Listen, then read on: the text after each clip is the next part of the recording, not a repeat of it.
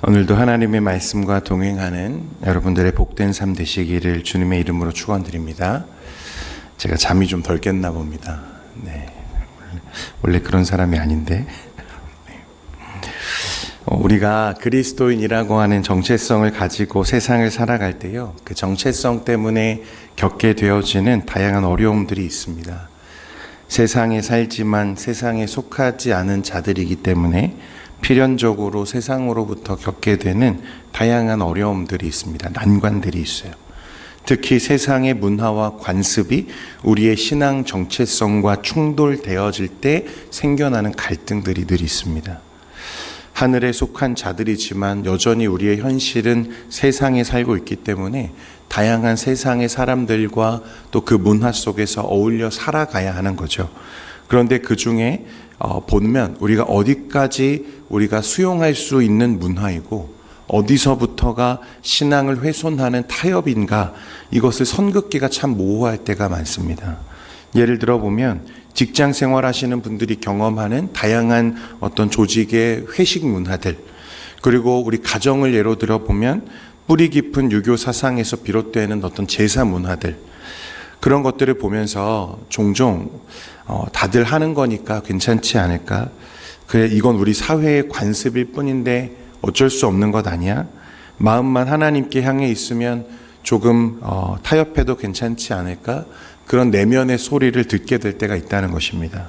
그래서 그렇게 결론되어지는 부분들을 보면 취하게만 마시지 않으면 되겠지, 절만하지 않으면 되는 거 아니야? 우리는 그런 식으로 생각할 때가 참 많다는 거예요. 겉으로 드러나게 예수님을 부인하는 것도 아니고 그저 사람들과 둥글게 잘 지내는 것도 중요한 것 아닌가, 그런 생각으로 세상 문화에 발을 담그기 시작하면 과연 우리의 신앙에 그것이 어떤 영향이 되겠는가. 여러분, 이런 고민과 갈등이 오늘날 저와 여러분뿐만 아니라 2000년 전 고린도 교회에도 그 성도들에게도 동일한 고민이 있었습니다. 고린도는 상업이 발달한 도시였고 번화한 도시잖아요. 도시에 온갖 우상 숭배가 가득한 그런 현실이었습니다. 도시 곳곳에는 거대한 신전들이 있었고 사람들의 일상생활은 이방 신들을 향한 제사와 축제와 긴밀하게 연결되어진 그런 상황들이었습니다. 당시 고린도에서는요, 어떤 모임이나 연회를 가지면 또 심지어 개인적인 어떤 파티를 열 때조차도 종종 이방 신전의 뜰이나 부속 건물에서 열릴 때가 참 많았습니다. 당연히 그곳에서 제공되는 고기는 대부분 우상에게 바쳐졌던 제물들이 많았겠죠. 이런 상황 속에서 고린도 교회 일부 성도들은 아주 합리적인 결론을 내리기 시작합니다. 우리가 믿는 하나님만이 참 신이시다. 저 신전의 우상들은 나무나 돌로 만든 가짜일 뿐이다.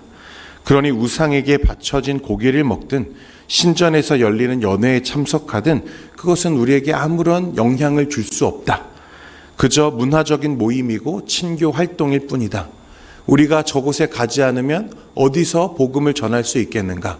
이런 식으로 생각하면서 활동했다는 것입니다. 우상 자체가 아무 생명도 아무 존재적 가치도 없다는 것은 여러분 사실입니까? 거짓입니까? 사실입니까? 거짓입니까? 네, 저만 잠에 안 깬 게 아니군요. 사실입니다. 진리예요. 우상은 아무것도 아닙니다. 그래서 그들의 결론은 꽤 합당하고 합리적으로 보입니다. 오히려 더 성숙한 신앙처럼 포장하기도 합니다. 그래서 실제로 그들은 자유함을 내세우면서 사회생활을 핑계로 그 이방 신전의 축제 자리에 앉아서 그들과 함께 먹고 마시는 일이 생겨나기 시작했다는 거예요. 그런데 오늘 14절 말씀에 보십시오.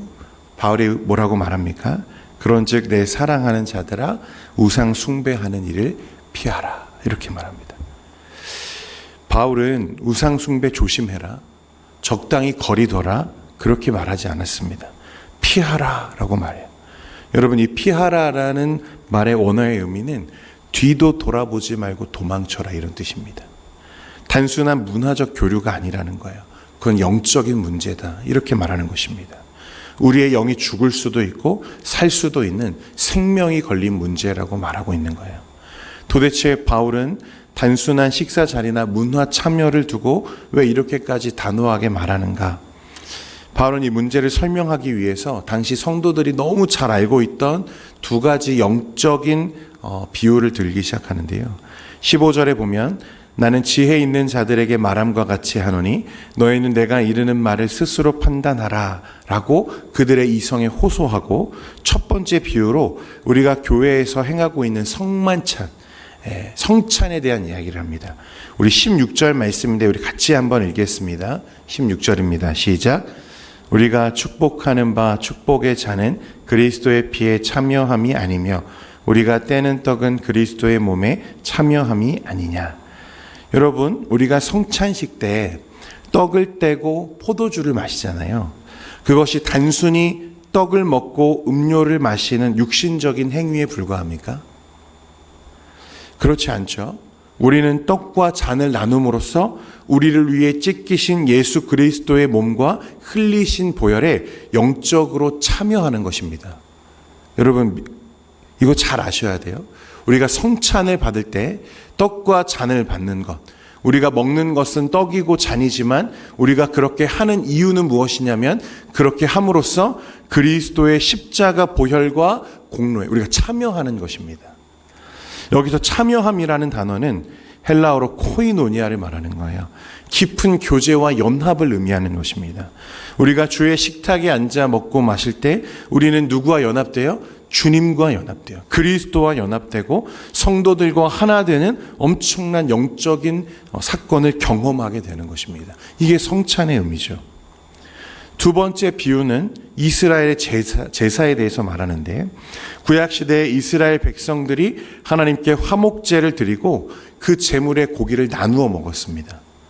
그런데 그것을 나누어 먹을 때 그것은 단순히 고기, 단백질을 섭취한 게 아니라는 거예요. 제물을 먹음으로써 그들은 하나님이 임재하시는 제단에 함께 참여하는 자가 되는 것입니다.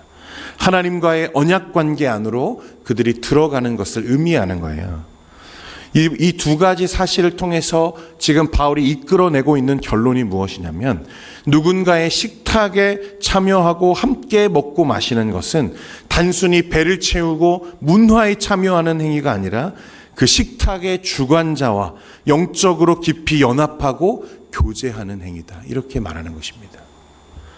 여러분, 이 논리를 가지고 당시 고린도 교인들이 처해 있던 상황에 한번 들어가 보겠습니다. 고린도 교인들의 말처럼 우상 자체는 아무것도 아니에요. 그건 그저 나무나 그런 돌덩어리에 불과합니다. 그러나 바울은 그들이 비춰보지 못했던 무서운 영적인 선실을 폭로하고 있는데, 20절 말씀에 보면 무릇 이방인이 제사하는 것은 귀신에게 하는 것이요 하나님께 제사하는 것이 아니니 나는 너희가 귀신과 교제하는 자가 되기를 원하지 아니하노라. 이것이 바울이 우상 숭배를 단호하게 피하라고 말했던 핵심적인 이유였습니다. 우상 그 자체는 가짜일지 모르지만 그 이방 종교의 제사와 축제, 그리고 하나님을 대적하는 문화의 배후에는 누가 있습니까? 악한 영들, 영적인 세력들이 존재하고 있다는 것입니다. 고린도 교인들은 나는 우상을 안 믿으니까 신전 연회에 참석해서 고기를 좀 먹고 분위기만 맞춰줘도 내 신앙에는 아무런 문제가 없어, 아무런 영향이 없어 라고 생각했어요. 그러나 영적인 세계의 원리가 전혀 다르다는 거예요.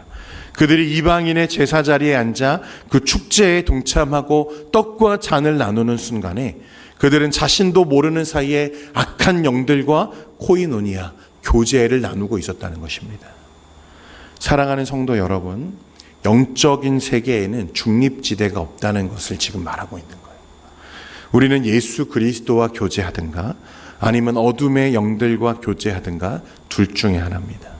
이것을 적당하게 섞을 수가 없다는 거예요. 그래서 21절 말씀에 바울은 우리에게 이렇게 말씀합니다. 우리 같이 한번 읽겠습니다. 21절입니다. 시작. 너희가 주의 잔과 귀신의 잔을 겸하여 마시지 못하고 주의 식탁과 귀신의 식탁에 겸하여 참여하지 못하리라. 아멘. 하나님과 세상을 함께 섬길 수 없다.